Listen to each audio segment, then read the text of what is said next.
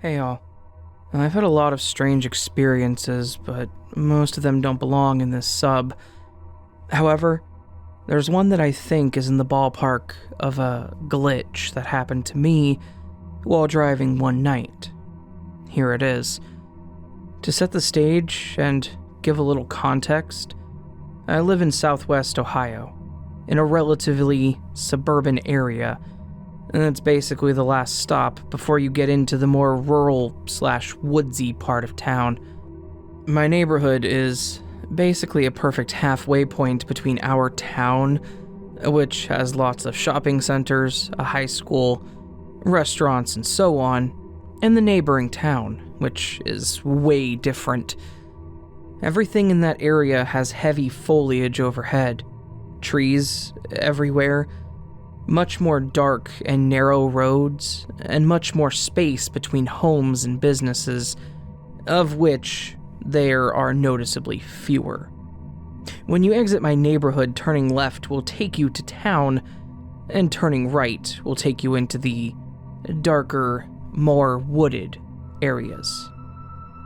So, having said all that, my experience happened last fall on a back road to the right of my neighborhood, very late at night, probably 11 p.m. or midnight.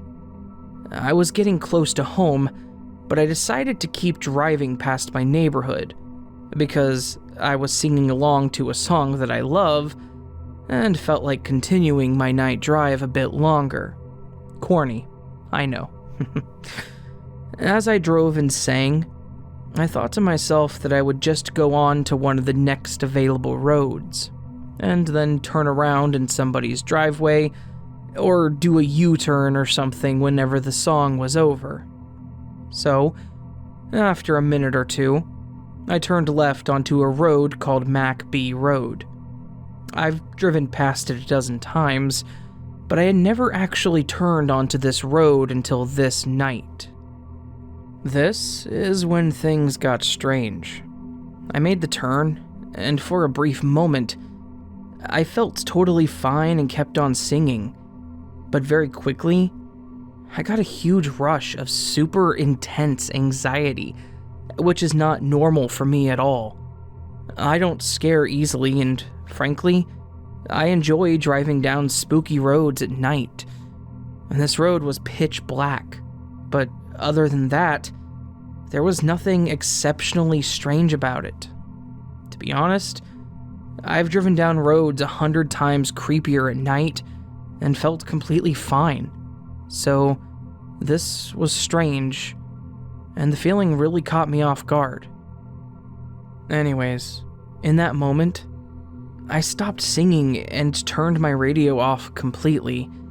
My senses were very heightened, like fight or flight level heightened, and I felt the sudden need to pay extra attention to everything going on around me. I kept driving forward, and for some reason, my blood went cold. I felt a very strong sensation of being watched by someone or something, but I tell you, there was literally nothing around. A few houses to my right, mostly trees and bushes to my left, and it was dark. But I felt fear in a very raw and very real way that I've only felt a handful of times. At this point, something in my gut told me, dude, you've got to get the hell out of here now. Get off this road or something bad is going to happen to you.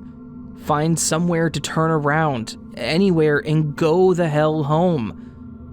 I felt so scared that I was tempted to literally just slam on my brakes and wheel the car around right in the middle of the road. But I was also afraid that if I even slowed down the car for too long, something bad was going to happen. I almost had the sense that something was trying to get my attention and lure me from my path. At the very least, that was something that came to mind. So, I turned around very haphazardly, on a road that I later discovered was still part of Mac B, with more houses and such beneath heavy foliage. That night, I couldn't really tell because it was so dark, It kind of looked like a dead end or cul-de-sac, so I knew I could turn around, even though I did so reluctantly. I slowed down, and I swerved my car back the other way as quick as I safely could. The moment that I turned around was when my fear peaked, and when I truly felt like I was being watched. When I began to slow down, I felt a lurch in my stomach from how real this fear was.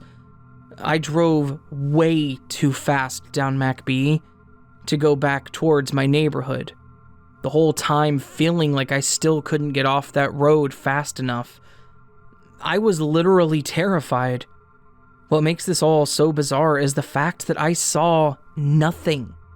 Literally nothing at all. An animal wouldn't bother me.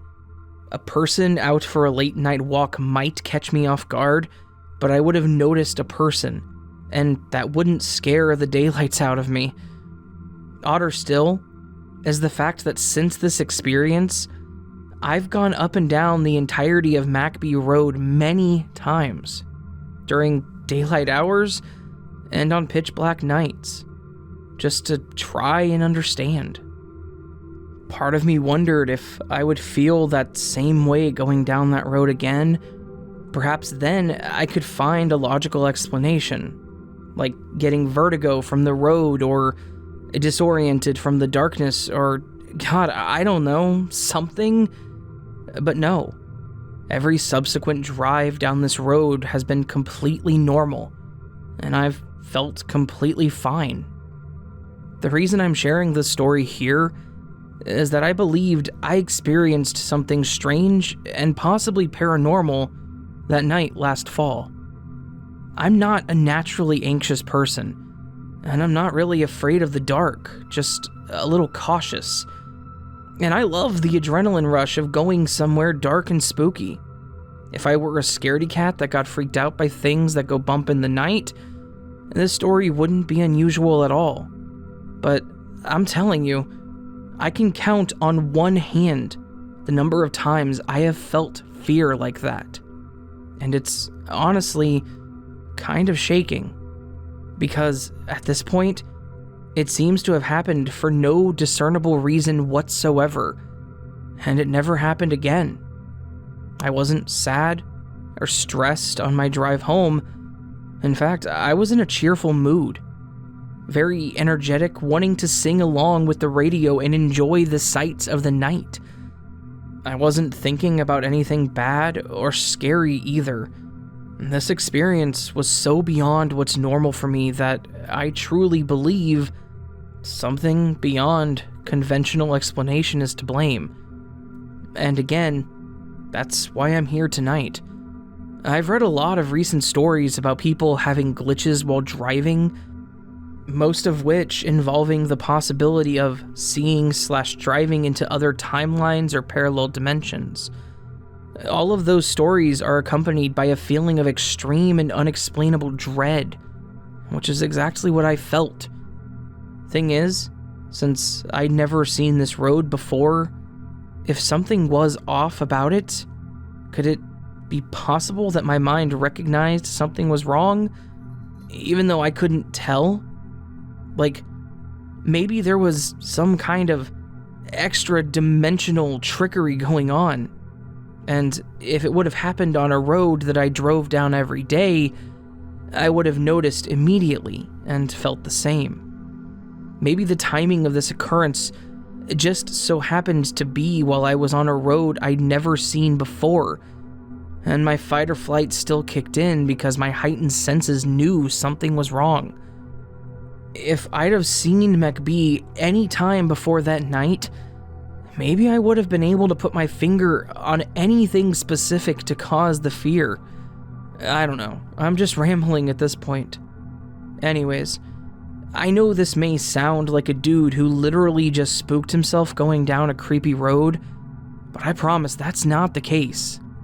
I'm wondering if there could have been a shadow person on that road, and maybe that's why I felt like I was being watched. And as I mentioned, I was nervous about slowing down or stopping because of that subtle concerning feeling that something might try to lure me away from safety if I did stop. I've read a lot of stories about that stuff, and I wasn't about to be another name on that list. So, all this time, I thought maybe some kind of shadow entity, but now I'm wondering if I really did just drive into the Twilight Zone that night. And although I wasn't in any danger, my mind recognized that I had shifted, so to speak, and it caused me to feel heavy panic in order to pay attention to my surroundings and turn back to go home. Who knows? Maybe if I didn't turn around, I wouldn't even be here tonight to type this. Anyways, happy holidays to you all. Be safe and stay weird out there.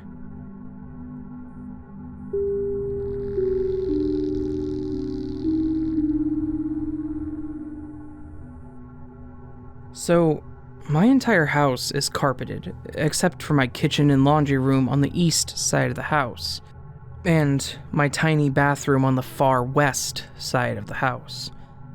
My 65-pound coonhound's nails always click, even as she takes the coolest of strides across the hideous linoleum floors in the kitchen. Rarely do I ever see her in the bathroom, though. Even though her feet make the same noise as she moves across the matching surfaces, the bathroom is so small that two of her couldn't fit end to end in the room, especially with me in it. So, the clicks of her feet rarely register with my ears here. It's such a confined and out-of-the-way space anyway. She never has any reason to be in there except to get her baths, which she accepts willingly, though with a look of scorn and innocence persecuted, and to sit by me while I'm going to the bathroom, lest I decide to leave her to sit and whine just outside the bathroom door. Just on the opposite side of the threshold, where the small piece of bathroom linoleum meets the carpet, I wish that my literary skills were sharp enough to describe the layout of the house to you in more detail, but even that would only partly help describe why I was so disturbed shortly after I began to call, Stella, and walk through the house looking for her. She's always so quick to find me when I call, and with those big floppy ears you think she would be. Not last night though. Every light was off in the house except the lamp by my bed. Foolishly, not sensing anything awry, other than maybe an ornery dog, I walked the length of the dark house, walking it by memory with the majority of the house that wasn't illuminated by moonlight, thinking the worst thing I might find is a stubbed toe. I had already called her name 3 or 4 times, and I walked from my room, which was right next to the bathroom, all the way down to the kitchen and back, the full length of the house. I was absolutely sure she wasn't in the bathroom. She had to have gone unnoticed somewhere in my room. So, I'm not sure why I stuck my right hand up and flicked on the light in the bathroom instead of turning left back into my bedroom. Maybe some part of me knew something, but when I did, chills rushed over my skin like an electric wave. Yet my eyes watered like I had yawned in a state of relaxation. My face was instantly hot.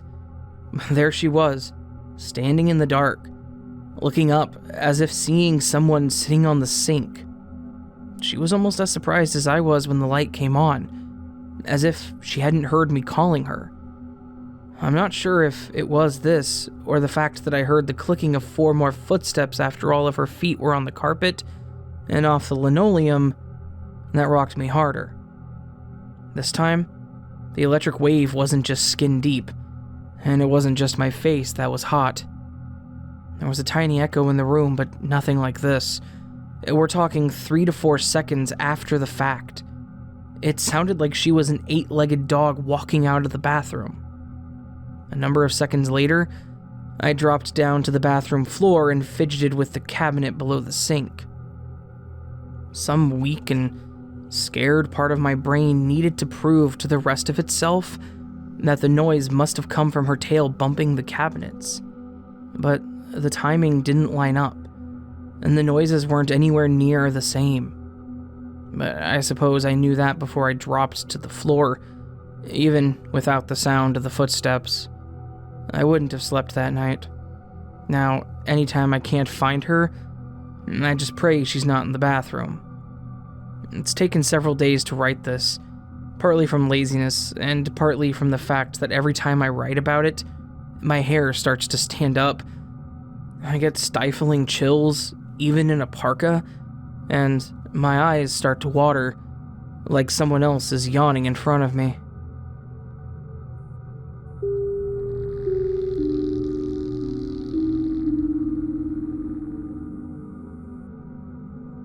When I was a teenager, I had a sleepover with my best friend, Emma. We had planned to drink that night, but I want to make it clear that when this happened, we were sober. Because we were going to drive her golf cart before we drank. It was early in February, and it was snowing a little bit that night. I brought boots because Emma and I like to park the golf cart and walk around different neighborhoods and smoke cigarettes. Her neighborhood had huge houses in it that were spread apart pretty good. But on one edge of the neighborhood, there was a tree line.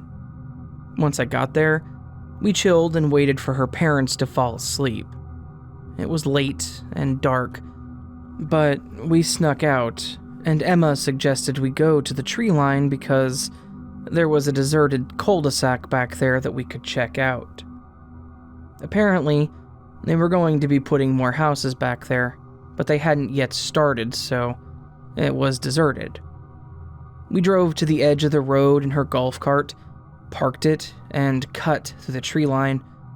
We crossed a small area of grass that had quite a bit of snow on it, and we ended up right at the cul-de-sac. The road extended just a little ways to the warehouse and a set of train tracks. The only lighted area was at the warehouse, and the cul-de-sac was deserted and dark because of the trees surrounding us on the edges. Emma and I walked down to the edge of the road to the train tracks and started walking on them to be edgy or whatever, and we were just chatting. I look up towards the cul-de-sac and realize that there is a car sitting there with its headlights on, facing me and Emma. I froze. I told Emma, "Dude, did you see that car go by?" She looked at the car and then at me, and with eyes wide, she said, "No." To get to that cul-de-sac, you would have had to have driven past me and Emma on the tracks, or you could just mow down those huge freaking trees in the bordering tree line. There's no way we wouldn't have noticed a car crossing the tracks, because one, it would have been loud, and we would have seen the car, headlights on or not, and two, we were literally standing on them. I don't remember what exactly we said next, but we made the executive decision to just make a break for the tree line and get back home. I do remember hesitating though, because whoever was in that car was going to clearly see us run across the snow. Plus, it was slippery, and my shoes were already wet. We started running though, and we got back to the golf cart. We drove around the neighborhood a while to calm our nerves, and we never saw any cars leave that area. I remember this story so vividly, but when I tried to talk to Emma about it, she confused the details and said that she couldn't remember it clearly for some reason. She did recall that we were in the golf cart though. I'm convinced that it was a glitch since there was no way we wouldn't have seen that car drive east.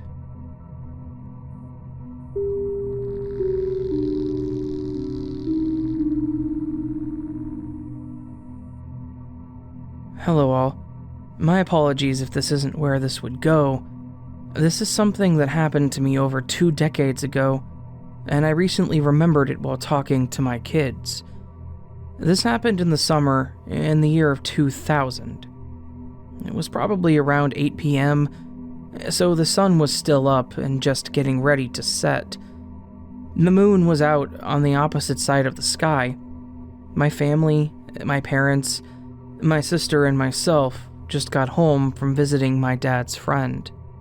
We got out of our vehicle, and my sister and I took the time to stretch after the ride. And we were talking about something that she had going on in school. My parents had already made their way back toward the house. I happened to look up at the moon. The sky was completely clear, no planes, no clouds, but I started seeing what I would describe as a shadow, or a long black line starting to cross over the moon. It began on the left side, and it made its way slowly across. I pointed it out to my sister, and we both just said, "What the hell is that?" Or something to that effect. I yelled over to my parents, telling them to look at it. My dad was unlocking the front door, and my mom was right behind him. They looked back at us confused. I told them again to look up at the moon, and something had happened to it. My mom shouted back, "Hurry up and come inside." My sister and I look at each other, and then she said, "Really? Look at what's happening." My parents just walked inside without another word. My sister and I looked back up at the moon. The black line, at one point, crossed the entirety of the center of the moon, making it look like it was cut in half. Then, the other line came into view, and we watched it as the shadow exited slowly. We just stood there, dumbfounded. We couldn't see anything in the sky that would have made a line like that, and if it was something out in space that could make a line like that, it would have had to have been massive in size. My parents never once acknowledged that this is something that happened, and now they and my sister just don't remember this at all. I was wondering if anyone else has ever seen this type of thing before. I lived in northern Michigan at the time, in case this is just something only seen in a certain region, like an eclipse. But thank you for your time, and again, I hope I posted this in the correct area.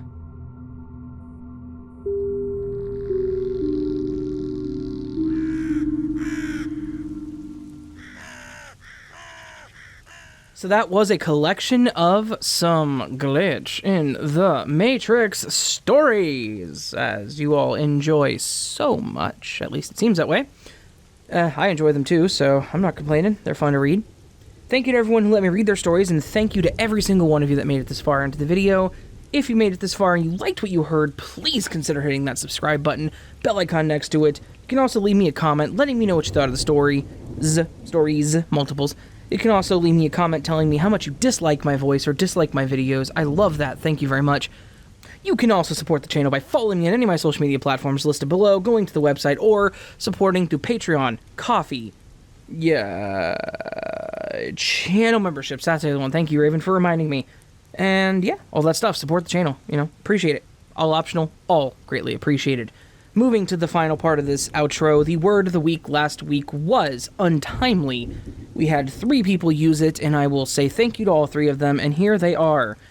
Annie, Red, DJ, with another great video. Thank you, Raven. This one had a variety of glitch experiences. I'd imagine, though, for those with a nervous disposition, glitches of any kind would be untimely. Thank you, Annie. The second one was Jacqueline Vrooman, who said, "This channel is never untimely for me. I can listen to stories anytime and be completely happy." Thank you, Jacqueline.